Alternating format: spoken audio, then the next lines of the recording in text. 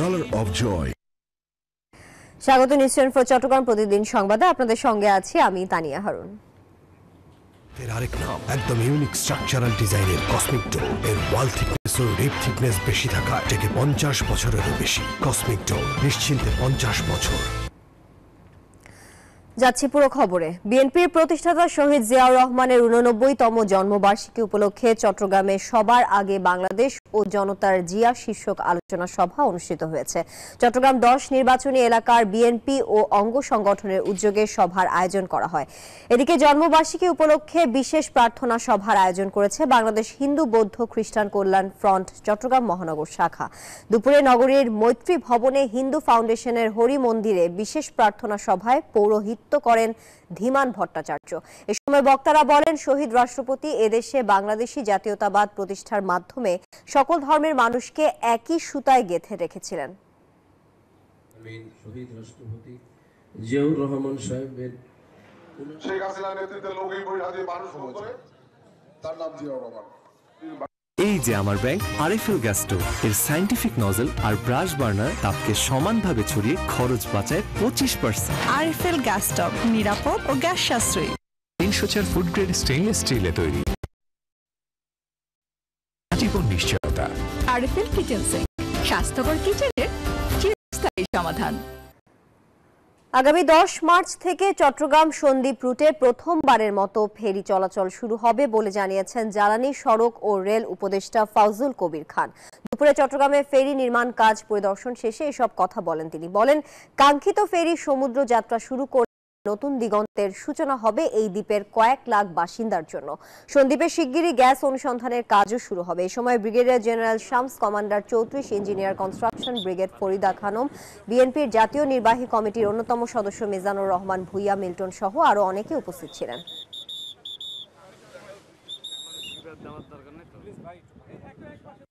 উন্নয়ন যাদের কাছে পৌঁছায় না তাদের কাছে আমরা পৌঁছায় দেবো। তো সাফল্যের উপর ইয়ে করে একই ধরনের এই দুর্গম যেখানে যোগাযোগ বিচ্ছিন্ন আরো যেসব জায়গা আছে সেসব জায়গায় আমরা একই ধরনের উদ্যোগ নেব। বিজলি কেবলস যে কোনো স্থাপনার বৈদ্যুতিক সংযোগকে রাখে নিরাপদ। এর স্কিন কোটেড ইনসুলেশন সম্পূর্ণ ফায়ার রিটার্ডেন্ট, তাই বিজলি কেবলস নিজেই নিজেকে নেভায়। বিজলি কেবলস, নিরাপদ আজীবন। বিচার বিভাগ সংস্কারের উদ্যোগ নেওয়া হয়েছে বলে জানিয়েছেন প্রধান বিচারপতি ডক্টর সৈয়দ রেফাত আহমেদ। সকালে চট্টগ্রাম আদালত পরিদর্শন ও বৃক্ষরোপণ শেষে তিনি কথা জানান। পরে আদালতে জেলা দায়রা জজ ও অতিরিক্ত মহানগর দায়রা জজ আদালতে বিচার কাজ পরিদর্শন করেন। আদালতের নথি, সাক্ষ্য সহ যাবতীয় তথ্য সফটওয়্যারের ভিত্তিক অনলাইনের আওতায় আনার ব্যাপারে বিচারকদের সাথে কথা বলেন।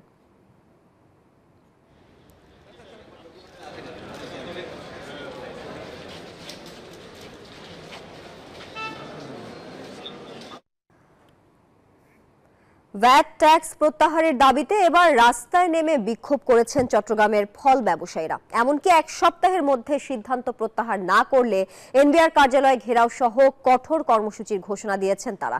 এদিকে বিদেশি ফলের বিক্রি কমে যাওয়ায় আড়তে নষ্ট হচ্ছে বেশিরভাগ ফল। আবু জাবেদের ছবিতে চট্টগ্রাম থেকে আরো জানাচ্ছেন নয়ন বড়ুয়া জয়।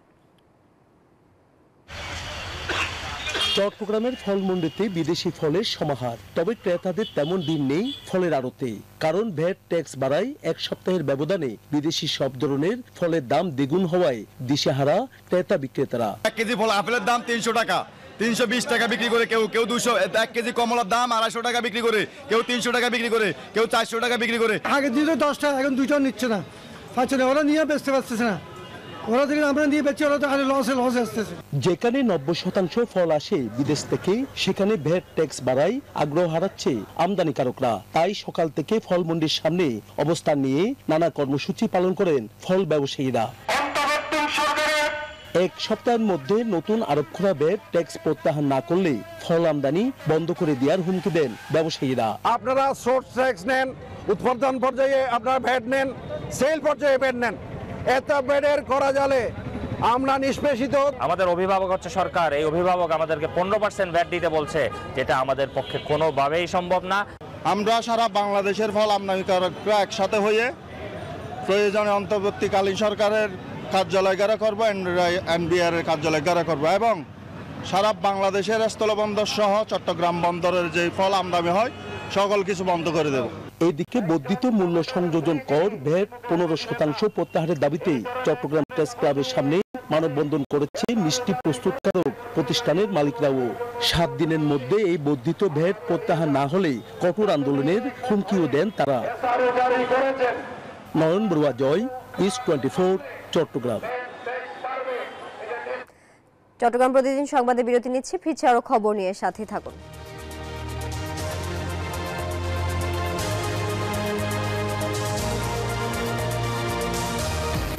নুডলস খান নাই? তাহলে তো নুডলসই খান নাই। নুডলস খান নাই তো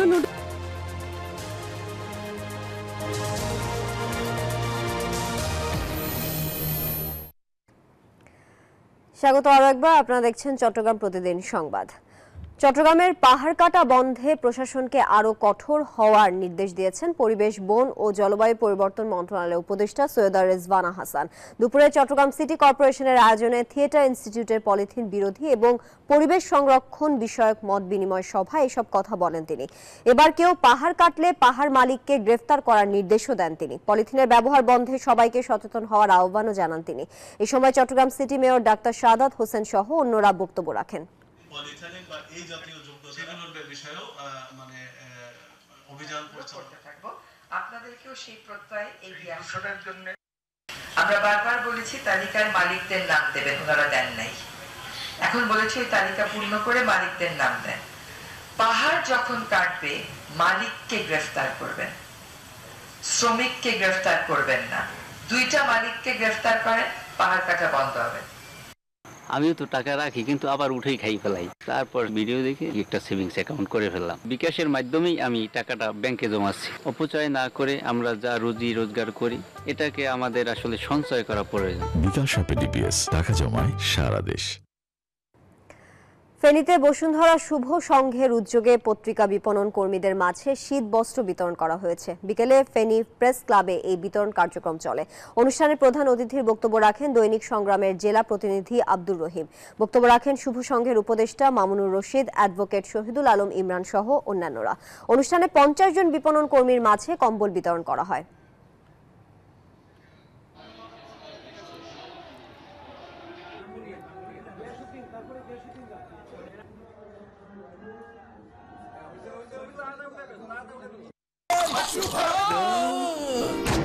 আমি এই চেয়ারে বসবো না।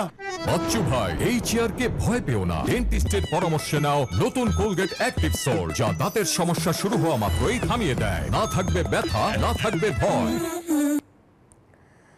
কচ্ছপ গতিতে চলছে চাঁদপুর পৌরসভার উন্নয়ন প্রকল্পের কাজ। কাজের অগ্রগতি না থাকায় দুর্ভোগে পৌরবাসী। সরকার পরিবর্তনে কিছুটা বিলম্ব হলেও আগামী 2 মাসের মধ্যে কাজ শেষ করার কথা জানিয়েছে পৌর কর্তৃপক্ষ। চাঁদপুর থেকে খোকন কর্মকারের তথ্য, ছবিতে ডেস্ক রিপোর্ট। চাঁদপুর পৌরসভায় 15টি ওয়ার্ড, যার অধিকাংশ সড়ক, ড্রেনেজ ও ফুটপাত জরাজীর্ণ। সামান্য বৃষ্টি হলেই সড়কে পানি জমে সৃষ্টি হয় জলাবদ্ধতা, ফলে চলাচলের অযোগ্য হয়ে পড়ে রাস্তাঘাট। সমস্যা সমাধানের লক্ষ্যে শহর উন্নয়নমূলক কাজ শুরু করেন বিগত পৌর মেয়র। কাজ শুরু হওয়ার পরপরই ছাত্র জনতার আন্দোলনে পরিবর্তন হয় সরকার। পরে 18 কোটি টাকা ব্যয়ে 2টি প্রজেক্টের মাধ্যমে উন্নয়ন কাজ শুরু করেন পৌর প্রশাসক। তবে কাজের গতি নেই বলে অভিযোগ স্থানীয়দের। বড় বড় গর্ত হওয়ার কারণে এখানে গাড়ি ঘোড়াতে শুরু করে কোনো কিছু চলাচল উপযোগ্য নয়। আমাদের ট্যাক্স নিতেছে, সম্পূর্ণ ট্যাক্স নিতেছে, হ্যাঁ, কিন্তু আমাদের এই কষ্টটা কেন দেওয়া হয়েছে?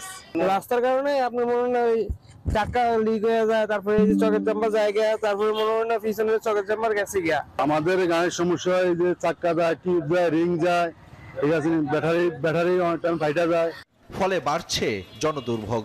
অধিকাংশ সড়কে গর্ত, খনাখন্দ আর ধুলাবালিতে অতিষ্ঠ পৌরবাসী। দেখা যায় ওনারা বালু ফালায়, তারপরে দেখা যায় আরো ধুলাবালির কারণে আমাদের অনেক সমস্যা হয়। রাস্তার বালু উঠে আমাদের কলেজের ভিতরে গিয়ে ডিপার্টমেন্টে বেঞ্চে বসে ক্লাস করা যায় না। আমি চাই যে পৌরসভা এটা একটা সিদ্ধান্ত নেক, রাস্তাটা ঠিক করুক যত দ্রুত সম্ভব। আগামী 2 মাসের মধ্যে সকল কাজ শেষ করার আশ্বাস পৌরসভার এই প্রকৌশলীর। 16টি প্যাকেজের মধ্যে 5টি প্যাকেজের কাজ অলরেডি সমাপ্ত, আর বাকি প্যাকেজগুলোর কাজ চলতেছে। আশা করি মাস দুয়েকের মধ্যে আমাদের সমস্ত প্যাকেজের কাজ শেষ হয়ে যাবে। দোকানঘর রোড এবং বঙ্গবন্ধু সড়ক, এই দুইটা সড়কের কাজ আগামী 2 মাসের মধ্যে আমরা সম্পূর্ণ করব এবং আশা করছি যে আগামী 2 মাস পরে পৌরসভার রাস্তাঘাটের চেহারা পরিবর্তন হয়ে যাবে। দ্রুত রাস্তাঘাট মেরামত করে ধুলাবালির কবল থেকে মুক্তি দিবে পৌর প্রশাসক, এমনটাই দাবি পৌরবাসীর। Desk report, news 24। এলো instant milk powder happy cow, যেমন সাশ্রয়ী তেমনি পুষ্টিগুণে ভরপুর। আর এটা নিউজিল্যান্ডের গরুর দুধ। হ্যাপি কাউ, গরুর দুধের স্বাদ সবাই পাক।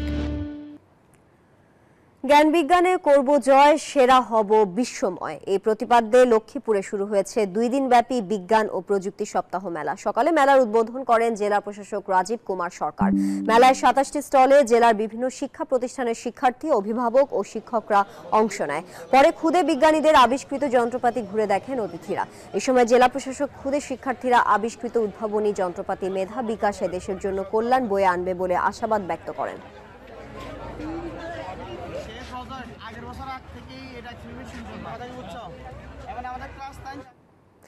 চট্টগ্রামের আগ্রাবাদ ওয়ার্ল্ড ট্রেড সেন্টারে নানা আয়োজনে শুরু হয়েছে 3 দিন ব্যাপী 6ষ্ঠ Chattogram IT fair 2025। Chittagong member of commerce and industry এবং society of Chittagong IT professional যৌথ উদ্যোগে 6ষ্ঠবারের মতো এই মেলার আয়োজন করেছে।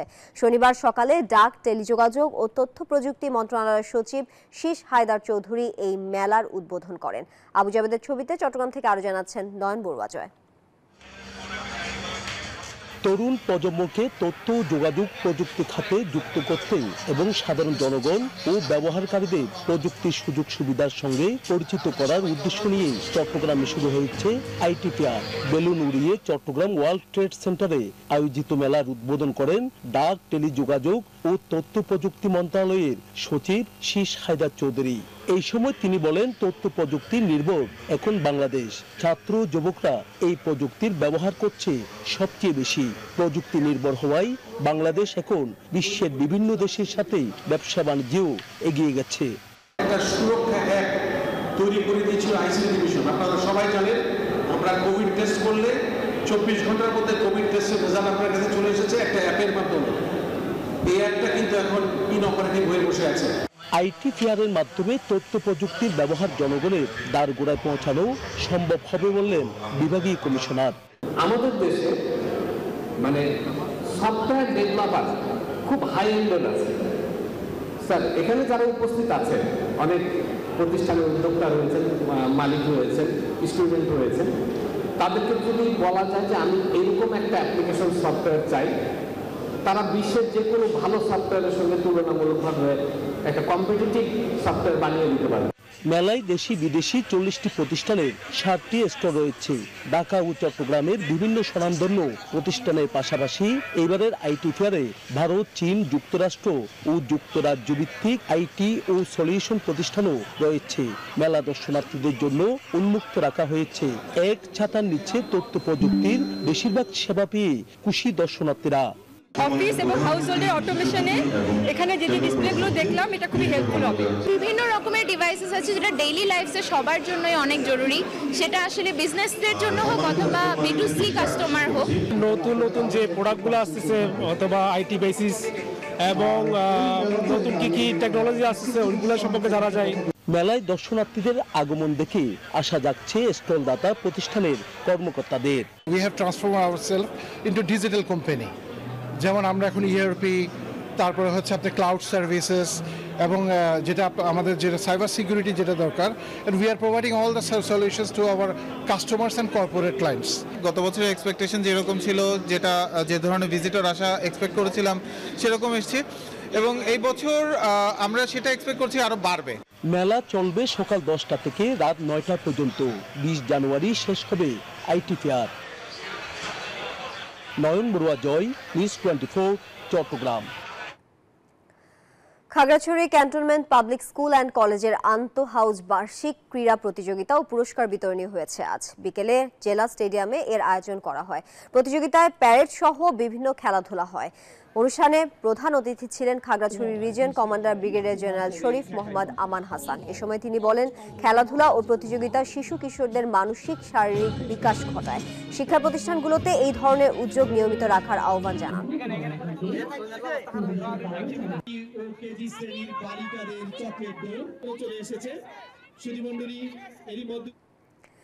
চট্টগ্রাম প্রতিদিন সংবাদ এখন এ পর্যন্তই। আরো সংবাদ ও বিশ্লেষণ জানতে ভিজিট করুন news24bd.tv। এতক্ষণ সঙ্গে থাকার জন্য সবাইকে ধন্যবাদ।